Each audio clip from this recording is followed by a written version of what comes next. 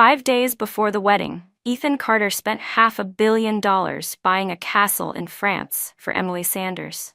I burned the wedding dress I had spent a whole month designing, working overnight every single day. 3 days before the wedding, Ethan rented an entire cruise ship, filled it with roses, and danced with Emily out on the sea. I had someone throw away the painting I once made for him to symbolize our love, along with the engagement ring, at the junkyard. Today, Ethan and Emily shared a passionate kiss on the beach while tourists around them cheered. I made up my mind to step aside for the two of them. I handed a letter calling off the engagement to his parents, saying I wasn't good enough for Ethan. His parents looked stunned. "What happened between you and Ethan? It's normal for couples to have disagreements. The wedding date is already set. Why cancel it all of a sudden?" Ethan's mother couldn't fully hide the smile tugging at the corners of her mouth as she pretended to ask with concern.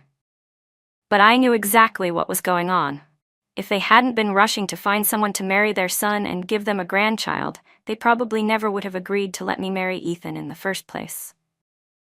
In their eyes, their son should marry a wealthy socialite, someone who matches his status. Not someone like me, an ordinary and unremarkable artist. Now that things were unfolding in their favor, of course they were happy to see it. "There's no special reason," I said. "We're just not compatible." A simple excuse, and Ethan's mother accepted it right away. Smiling brightly, she walked me to the door. When I got home, Ethan was still nowhere to be found. It wasn't until late that night that I heard the sound of the door unlocking. He had just returned from what he claimed was a business trip, but in reality, it was a romantic getaway with Emily Sanders. He even brought me a gift. "Here, a little something for you. Do you like it?" he asked with a gentle smile, placing a ruby cufflink in my palm. These cufflinks were something he often gave me. The last time Emily came to our house, she flat out told me they were just bonus items from the custom suits he ordered. And those luxurious suits? Ethan had ordered one after another for her. So this is where all the free extras ended up. Ethan Carter, the picture of frugality and domestic virtue. I could still clearly remember the smug look on her face when she said it. Looking up at Ethan, I said flatly, "You even remembered to bring me back a gift after your vacation with Emily. How thoughtful." His expression flickered with embarrassment, quickly turning into irritation. "I only went with her because the company arranged the trip. Don't overthink it." I responded with a cold smile. "Do whatever you want. Why bother thinking about how I feel?" Upon hearing that, his face instantly darkened. "If you're going to keep acting like this, maybe there's no point in getting married at all." He was using the wedding to threaten me. That didn't surprise me. After all, I was the one who had fought so hard for this wedding. For years, marrying him had been something I clung to with all my strength. But he had always treated it like an obligation, distant and half-hearted. Fine then. Just as I was about to tell him about ending the engagement, he walked straight into the bedroom and slammed the door shut behind him. Was I supposed to chase after him like before, apologizing and groveling? No, I was tired of that pattern. I turned around and went to the guest room to sleep alone. Ever since Emily came into our lives 3 years ago, we had been sleeping in separate rooms. And ever since then, I had no place in his heart. I had gradually grown used to the neglect. The next morning, Ethan did something rare. He made breakfast. "Come try this sandwich. I woke up at 5 to work on it," he said, eyes full of anticipation. I took a bite. "It's pretty good." As soon as I said that, his face lit up with joy. He quickly grabbed the rest of the sandwich from my hand and packed it into a thermal bag. "If someone as picky as you thinks it's good, then Emily will definitely love it." Before I could say a word, he had already walked away. Thermal bag in hand.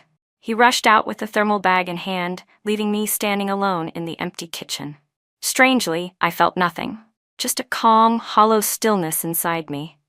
Later that morning, I walked into the company building and placed my resignation letter on the desk in the HR department.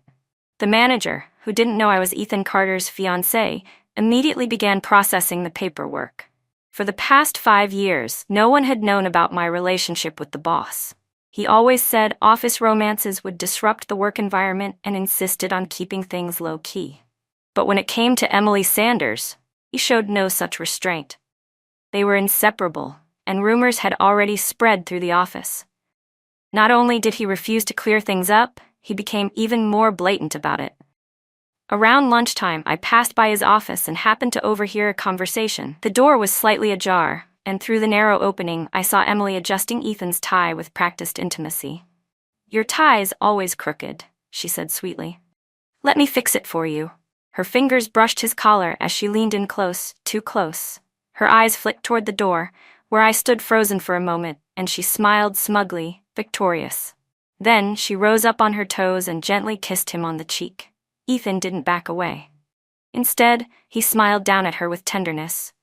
I forced myself to look away and returned to my desk, focusing on the work I still needed to wrap up. There were plenty of projects left to hand over. During afternoon tea, the receptionist brought over a box of macarons. "These are from the new model Mr. Carter just signed. Everyone in the company's getting some."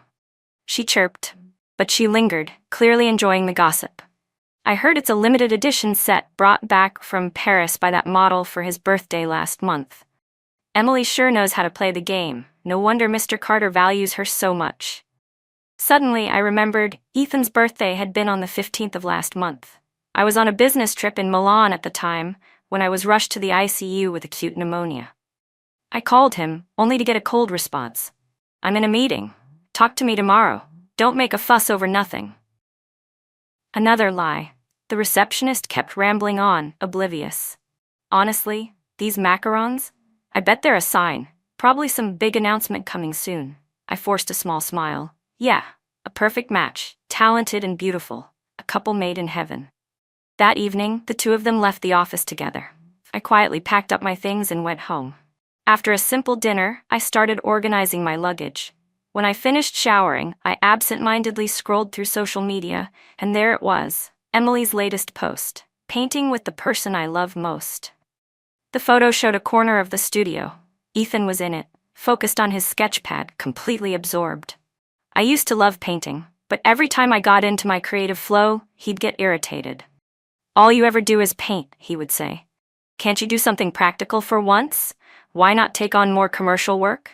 Eventually, he even threw all my paintings into the trash. And now, he was enjoying those same moments with Emily that he'd always found so annoying in me. A bitter ache spread through my chest. I turned off my phone and forced myself to sleep. Around midnight, Ethan pushed open my bedroom door.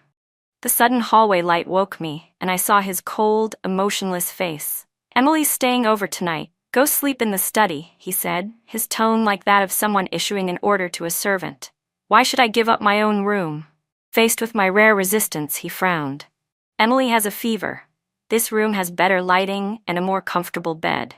Can't you be a little considerate?" I stared at him. "Isn't a hotel more comfortable? Or better yet, she can sleep in your room, with you." His expression darkened instantly. "Can you stop being so petty? Nothing's going on between me and Emily. You're always suspicious, jealous over every little thing. Can't you just grow up a little?" he snapped. I opened my mouth but couldn't speak. His eyes were filled with disgust. I remembered how, when we first started dating, those same eyes were full of warmth and tenderness, always gazing at me with affection. Now all I saw in them was annoyance. I had become someone he couldn't stand to be around. That's how love works, doesn't it? When the heart turns away, even the eyes betray you. "Whatever," I said wearily. Just as Ethan was about to explode again, Emily Sanders appeared at the doorway.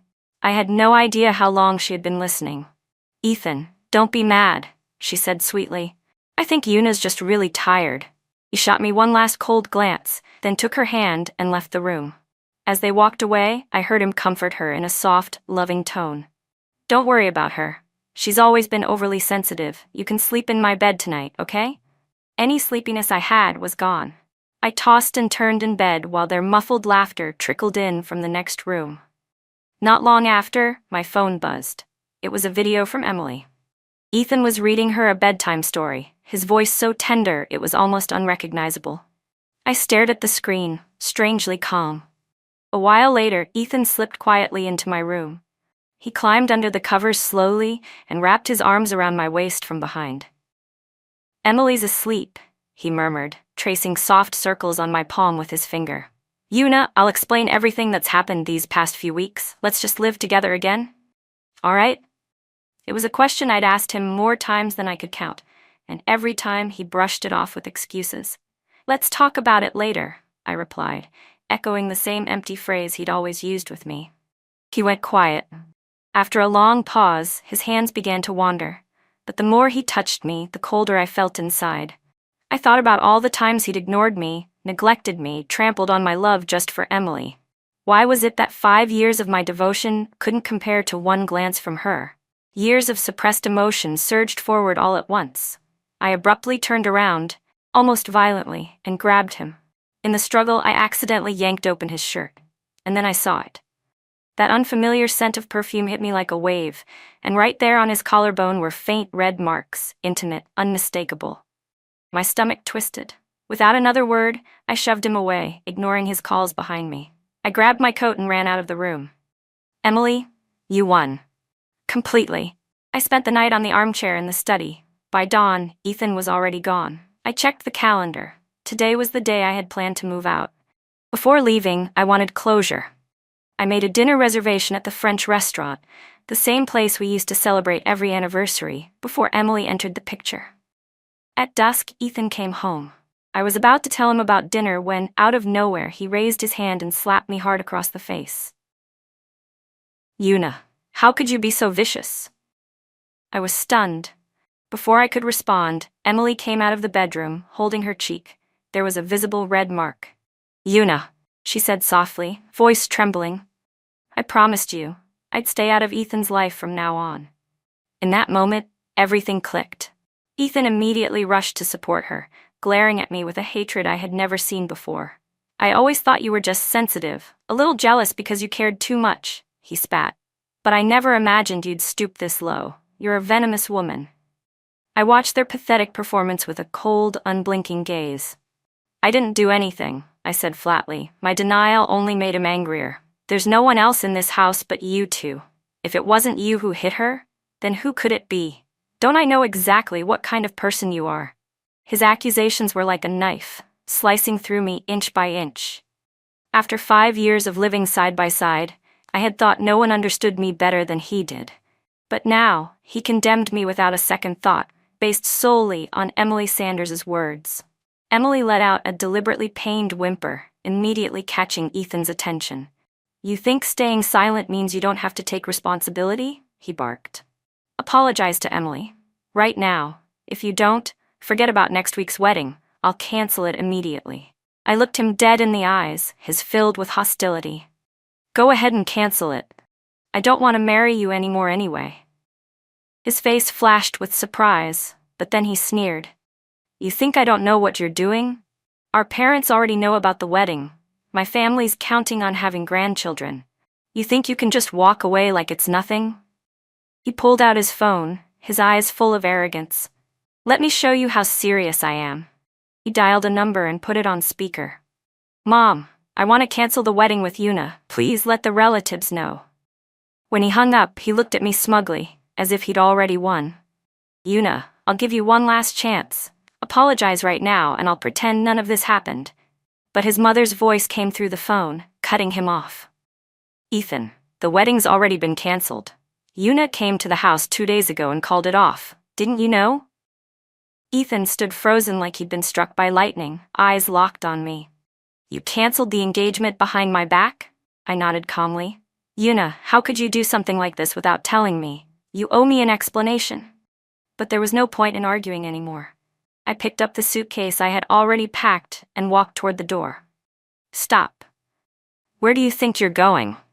Come back here, he shouted, his voice cracking. He chased me to the foyer, but just then, Emily's exaggerated sobs echoed from the room behind him. He hesitated for a split second, then turned back to check on her.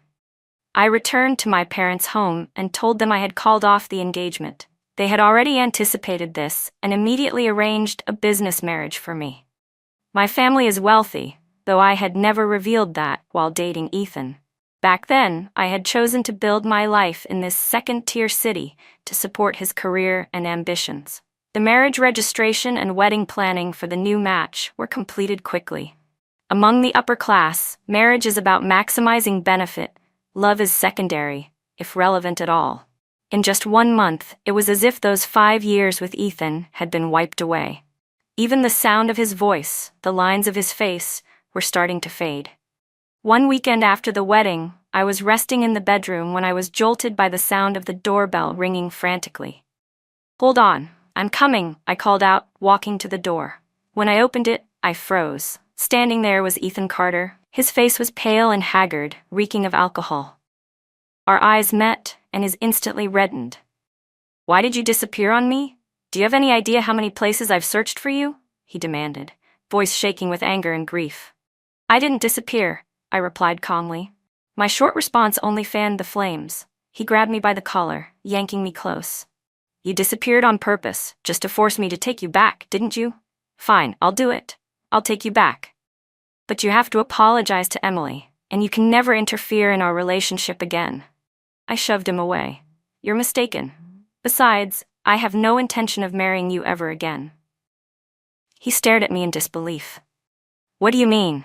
I reached into my pocket, pulled out my new marriage certificate, and held it up for him to see. "Because I'm already married, and bigamy is illegal." His gaze dropped to the document, his face twisted from shock to disbelief to rage. "This is impossible," he roared. "This must be fake," Ethan shouted. "And what if it is?" I replied coldly. Watching him lose control like this, I felt nothing but exhaustion. Not an ounce of sympathy remained in me. Just then, my husband, Jason Grant, walked out in his loungewear. "Honey, what's going on? Who's yelling this early in the morning?" I was about to turn around and explain, but before I could say a word, Ethan stormed inside like a man possessed. He grabbed Jason by the collar and roared, "You bastard! Did you seduce my fiancée? Get lost, she's mine. She promised to marry me. Who the hell do you think you are, to take her from me?" The moment I saw him lay a hand on Jason, I rushed forward and pried his hands off with all my strength. "Are you insane? Let go." As he loosened his grip for a second, I shoved him hard. He stumbled back a few steps, staring at me in disbelief. "Yuna, you pushed me? For him?" I ignored his question and turned to check on Jason. "Are you hurt?" Jason shook his head calmly. "I'm fine. This guy? Your ex?" I nodded. "Yes. You should go back to the room. I'll handle this." But instead of leaving, Jason gave a faint, meaningful smile. "No need. I'm actually curious to meet the man who kept you tangled up for 5 years." With that, he walked slowly toward Ethan. Ethan looked like he was ready to lunge again, but I stepped between them just in time. "Ethan, this is my home. Have some respect." Seeing me defend Jason only enraged him more. "Yuna, what's that supposed to mean? Tell me, was he the reason you broke up with me? Is that it?" I met his eyes, calm and unshaken. He had nothing to do with it.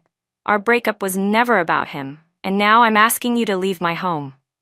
Faced with my firm rejection, Ethan slowly straightened up, his eyes brimming with fury. "Yuna, is this really how you want to end things?" I didn't hesitate. "Yes, this is exactly how I want it." He clenched his jaw. "Fine, you'll regret this choice." He stormed out, slamming the door behind him. Just as he reached the door, Jason added with a casual tone, "Oh, and if you wouldn't mind, please don't bother my wife again. I tend to get jealous easily." "Thanks." The door slammed shut. I looked at Jason, unable to hold back a smile. "Want some breakfast?" He wrapped his arms around me as I leaned into his chest and nodded softly. "Only if you're cooking." I thought that moment marked the final chapter between me and Ethan Carter. But 1 week later, during my birthday party, he appeared again. "It's your birthday," he said, standing at the entrance. "I remember I promised you a gift." Seeing no reaction from me, he added with a smirk, "What? Not happy to see me?" I didn't know how to respond, but Jason walked over and elegantly wrapped his arm around my waist. "Welcome to my wife's birthday party," he said smoothly. The word wife made Ethan's face cloud over instantly. He didn't say anything else, just placed the gift on the table and walked inside. I turned to leave when another familiar figure stepped into view. Emily Sanders. She wore that same haughty expression as always. "Yuna, long time no see." She paused for dramatic effect, before continuing. "So what if you and Ethan dated for 5 years? His heart was always mine. Take my advice, let go before you humiliate yourself even further." Hearing those words, I couldn't help but find them laughable. Clearly, Ethan hadn't told her we were already over. With a calm tone, I said, "Come on in." Emily gave me a scornful smile and strutted into the room, chin held high. Once they were both inside, I opened the gift box Ethan had brought. Inside was a custom-made brooch. The moment I saw it, memories from 3 years ago came rushing back. I had always adored that brooch's design. One time, Ethan mentioned he wanted to borrow it for a few days to find inspiration. Blinded by love, I agreed without hesitation. But from that day on, the brooch never found its way back to me. I later learned he had given it to Emily Sanders. She needed it for an important modeling competition. The brooch was a limited edition piece, one of a kind, priceless, and more than just a beautiful object. It symbolized the highest honor in the entertainment industry, and possessing it granted direct entry into the contest. After the competition, Emily claimed she had accidentally lost it. That night, Ethan came home soaked from the rain, looking utterly defeated. My heart shattered at the sight. He wrapped me in his arms, apologizing over and over, saying he couldn't get the brooch back. It had been a final gift from my mentor on his deathbed, something that carried my entire artistic journey and dreams. But I was so worried about Ethan that I forgot my own loss. I forgave him far too easily. That night, he had solemnly promised to find me another just like it, but instead, he went on to buy Emily countless expensive earrings, necklaces, and other jewelry, including brooches. He never once remembered the promise he'd made to me. Looking back, I can't believe how foolish I was. If this gift had come back then, I probably would have been moved to tears. But now, it only felt like a cruel joke. Besides, on our wedding day, Jason had already gifted me the same limited edition brooch. I closed the box and walked toward the corner of the room where Ethan and Emily stood. When Ethan saw me approaching, he stood up abruptly, a flattering smile on his face. "Una, do you like it?" I handed the box back to him. "Thank you for the gesture, but I can't accept this." He looked puzzled. "Why not?" I gently pulled back the collar of my dress, revealing the exact same brooch pinned to my chest. The sight of it made his expression freeze. He asked, barely managing to speak, "Who gave you that?" Before I could answer, Jason strolled over and said, "It was a wedding gift from me." Emily's reaction was even more dramatic than Ethan's. "Wedding? Una, you're getting married to someone else?" I shook my head slightly. She let out a breath of relief until I added, "We're already married. Let me introduce you. This is Mr. Grant, CEO of Story Group, my husband." Emily stared at me in disbelief. "But weren't you still with Ethan? How could this?" I cut her off. "Didn't Ethan tell you? We broke up a while ago." "But Ethan treated you so well. Weren't you two madly in love?" she asked, turning to Ethan for confirmation. He stood there in silence for a long time before finally mumbling, "Yes, we broke up." "When?" she pressed. "Around a month ago." He replied quietly. Hearing that, Emily lit up with delight. She had always hoped we would split, and now she had finally gotten her wish. She reached out to take Ethan's arm, but he pulled away. "Ethan, what's wrong?" she asked, confused. It took him a long time to respond. "I don't feel well. I'm going to lie down for a bit." Without waiting for her, he turned and walked away. Emily immediately followed after him. Jason turned to me and said, "It's time to head on stage. The celebration's about to start." He held my hand, and together we walked up to the front to thank all our guests for attending my birthday party. The room erupted in applause. Everyone stood, clapping and smiling. Everyone except Ethan, who remained in the corner, clutching that gift box tightly, his eyes rimmed red. If this had been the past, seeing him like that would have broken my heart. At that moment, my heart was as calm as still water. All I wanted was to focus on the beautiful life in front of me. After the party ended, Ethan stopped me in the parking lot. Under the streetlight, I saw a glimmer of tears in his eyes. "Una," he said, "be honest with me. Are you just mad at me?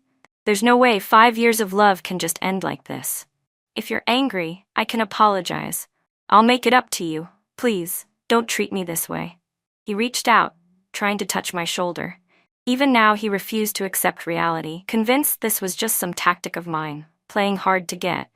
That had always been his way, thinking he understood everything, never really caring how others felt. I never imagined that even after all this time, he still hadn't changed. I took a deep breath and said calmly, "Ethan, I've already made things clear. Our relationship is over. I have a family now.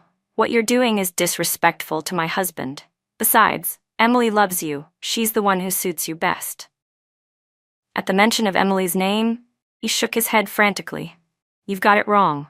I don't have those feelings for her. I already explained everything to her. The one I love has always been you. In the past, words like those from him would have melted my heart. But now, there was no going back. Just as I was about to respond, Jason appeared, walking toward us alongside my parents. The moment they saw me alone with Ethan, their expressions darkened. I thought we told you to cherish Jason, my mother said sharply. Why are you still talking to your ex? I rushed to explain. It's not what it looks like. I just picked out a gift for Jason. He helped a lot with the party today, and I wanted to thank him. As I spoke, I pulled out a delicate gift box and opened it, revealing a limited edition watch. Carefully, I put it on Jason's wrist. He looked down at the watch, then smiled gently and said to my parents, Don't worry, sir, ma'am. Una treats me very well. Their expressions softened at his words, but Ethan completely lost control. He grabbed my wrist, his voice trembling. Una, tell me, what do I have to do to make you come back to me? I didn't want to explain anymore. No matter how many times I said it, he just wouldn't believe it was over. That's always been his way, stubborn, obsessed with getting the answer he wanted, no matter the truth. Now, I just felt exhausted. Jason took my hand and gently kissed my forehead right in front of Ethan. Please don't disturb us again, he said quietly. Then, he wrapped his arm around me and led me away. From the car's rearview mirror, I saw Ethan standing frozen where we left him. Silent tears streamed down his face. That night, social media exploded with breaking news. Ethan Carter, entertainment CEO, engaged to top model Emily Sanders. I clicked in and saw that they were officially getting married. I sent him a short message, wishing you both happiness. The message showed as read, but he never replied. I turned off my phone, ready to rest. Jason pulled me into his arms and whispered, Happy birthday, sweetheart. Seeing the warm smile on his face, my heart softened. I turned off the lamp, and we shared a long, lingering goodnight kiss. The next evening after work, I passed the square across from my studio and noticed it was glowing with sparkling lights. Someone was clearly setting up for a romantic confession. I had planned to go straight home, but my coworkers excitedly pulled me toward it. Come on, moments like this are too sweet to miss, they said. Curious, I followed, thinking I'd just watch for a bit. The main couple wasn't there yet, but there were a surprising number of live stream rigs and cameras already set up. What's going on? I asked casually. A photographer nearby laughed and replied, It's a live-streamed proposal, the photographer said with a grin. Word is, the whole internet's going to witness this confession. I had no interest in this kind of publicity stunt. I was just about to leave when Ethan suddenly appeared at the center of the decorated setup, wearing a tailored suit. The moment I saw him, I turned around, instinctively wanting to leave. Una, wait. His voice rang out across the entire square through the speakers. Everyone's eyes turned toward me. It was obvious now, this whole thing had been carefully planned. He had chosen the plaza right across from my studio so that I couldn't avoid it. With the crowd closing in around me, I had nowhere to retreat. I could only stay where I was and watch him play out this performance. Seeing that I had stopped, he began his speech. For 5 years, you confessed your love to me over and over, he said. And every time, I pushed you away. Today I've prepared this confession to make up for those regrets. Una, will you give me a chance? I really don't want to lose you. Hearing these words, I couldn't feel anything but disbelief. How could he still be so stubborn? Ethan, I said clearly, I've told you many times, I'm married. Please respect the life I have now. My heart belongs to my husband. That will never change. Besides, aren't you already engaged to Emily Sanders? Just live your life and stop interfering with ours. What we had ended a long time ago. There's no point dragging this out. He tried to explain in a rush. The engagement was fake. I only did it to make you jealous. I wanted you to see how miserable I've been without you. I was done with these childish games. Then let it end here, I said. I'm not interested in playing along. Just as I turned to leave, I saw Emily standing in the crowd. Her face had gone pale. She had clearly heard everything. She stared at Ethan, voice shaking. You said the engagement was fake? Ethan froze when he saw her, clearly panicking. It was the perfect image of contradiction, professing love for me while still unwilling to hurt Emily. What a pathetic scene. Tears streamed down Emily's face. So I was just a prop in your little drama? A tool to provoke her? Emily, let me explain, Ethan began. I've heard enough, she snapped, cutting him off. I must have been blind to believe in you. She yanked off her engagement ring and threw it to the ground before running away. Ethan chased after her, trying to stop her. She pulled her arm free and stumbled, falling hard onto the pavement. I didn't stay to watch what happened next. I turned and walked away from the mess. That night, the live stream went viral online. Every major platform was flooded with discussions. The comment sections were brutal. This is how the entertainment industry plays? Even CEOs are this shameless? Toying with two women's emotions, absolutely disgusting. Feel sorry for Miss Sanders, but I admire Miss Jo's strength. What a self-sabotaging confession, serves him right. Reading the comments, I felt nothing but exhaustion. When I got home and opened the door, I froze. The apartment was completely dark. Jason, who was usually home at this hour, was nowhere to be seen. A wave of unease washed over me. My hand trembled as I quickly called his phone. But all I got was a cold automated message. The number you have dialed is currently unavailable. Please try again later. My heart sank. Something had happened to Jason. Without wasting a second, I called my mother. Mom, has Jason contacted you today? She hesitated before answering. He sent me a message this afternoon. Said he had a surprise for you. He was going to pick you up from the studio. A surprise? I whispered. But I never saw him. I rushed to the building management office and asked to review the security footage. The camera showed Jason leaving our apartment complex at 4 p.m., but I didn't leave the studio until 4:40. By all logic, he should have already arrived. I pulled up the security footage from outside the studio. Sure enough, Jason had arrived at 4:30 p.m., but not long after, he answered a call and left in a hurry. Right after that, I got dragged into Ethan's ridiculous stunt. As I stood there growing more anxious by the second, my phone suddenly rang. It was Jason. Jason, where are you? I asked urgently. Yuna, can you come to Jingyu Pavilion? His voice was calm and steady. Are you okay? I'm fine. You'll understand when you get here. He hung up before I could ask anything else. I rushed over without hesitation. When I opened the private room door, I froze. Ethan was the one sitting inside. My heart sank. Where's Jason? I demanded. Ethan smiled faintly. So you really do care about him. Relax, he's fine. I forced myself to stay calm. What exactly are you trying to do? Ethan stood and slowly approached me. Yuna, why can't you just give me another chance? If Jason wasn't in the picture, would you have come back to me? He reached out, trying to touch my face.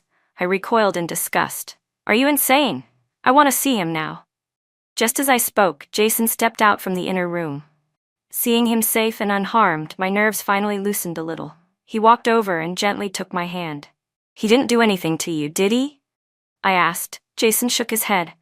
No, we just talked, but this kind of entanglement needs to end. As we were leaving, Ethan's eyes shimmered with tears. Yuna, after today, I won't bother you again. I hope you never regret this. He turned and walked out, looking utterly defeated. Once we were alone, I turned to Jason. Why was your phone off? Do you know how worried I was? He tapped my forehead lightly and smiled. My battery died. The phone just shut off. I'm sorry for making you worry. But I really did have a surprise planned for today. With a mischievous grin, he took my hand. Come with me. Before I could react, he suddenly pulled me into a kiss. Let's go to the hospital. Half an hour later, we stood in front of the OBGYN clinic. My heartbeat sped up the moment I saw the sign. Why are we here? I asked, stunned. These past few days, I noticed you've had no appetite. And I think your period is pretty late too, so I had a feeling. While waiting for the results, I leaned against his chest and whispered. I saw the proposal earlier today. His body stiffened. You saw it all? I nodded. He laced his fingers with mine. It was planned, he said softly. Ethan had someone make sure you'd see it. He wanted to prove that you still cared. He kissed the top of my head, but he overestimated himself. I looked up at him. Jason, you're the only one in my heart. From the moment I met you, there hasn't been room for anyone else. His eyes glistened. I know, the way you rejected him in front of everyone today, that was all the proof I needed. Just then, The nurse walked over with the test results. I stared at the paper, completely stunned. It wasn't until Jason gently tugged at my sleeve that I came back to my senses. He pulled me tightly into his arms, his voice trembling slightly. "Yuna, I'm going to be a dad." Tears filled my eyes as I nodded hard. "Yes, we're going to be parents." On the way home, we couldn't wait to share the news with our families. From the moment we found out I was pregnant. From that moment on, Jason began carefully preparing for everything. Throughout the entire pregnancy, he never left my side. He protected me devotedly, terrified that I might be even slightly upset or uncomfortable. The delivery went smoothly. It was a beautiful baby boy. He looked just like Jason did when he was a child. As I held our sleeping son in my arms with my gentle husband by my side, I felt a happiness beyond words. And I knew I would do everything in my power to protect this life we had built. Ethan, extra scene. After that argument with Yuna, I didn't contact her for an entire month. At first, I was too proud. I spent my days glued to Emily's side, telling myself it didn't matter. But slowly, I realized I couldn't let her go. I started checking my phone constantly, hoping Yuna would reach out first, but she never did. Not once. I panicked. When I finally found out her new address, I rushed over, only to see a marriage certificate with her name on it and another man's. I couldn't believe it. She cared about me so much before. This had to be her way of getting back at me, right? Just a game to make me jealous. That had to be it. She was only siding with that man to provoke me. So I said a lot of harsh things that day. I thought she'd regret it, that she'd come back to me. But days passed, weeks, and still, silence. I fell into a complete mess. I didn't know what else to do. To see her again, I went to her birthday party. I bought the one gift I knew she'd always wanted, a rare, limited edition brooch.